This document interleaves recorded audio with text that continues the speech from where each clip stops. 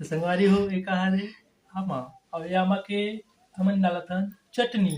चटनी डाले से पहले काटे लगथे और काट के इधर रखे हो फिर काटे के चालू करत हन, देख सकते हो अभी हमन ऐसे काटत हन। ये रे जानते हो पैछुल।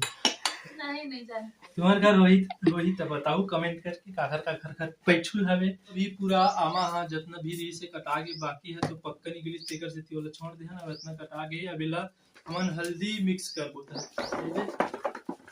ओकर बाद के मिक्स करबो हल्दी का रे हल्दी हल्दी हल्दी थोड़ा डालना है का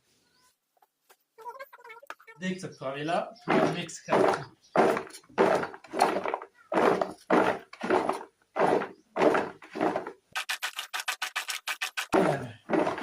थोड़ा सा होना है पानी मरत ले ओकर बाद कहने पूरा मसाला वसाला पीस पुसा के माँ ही तक डाली हमन धनिया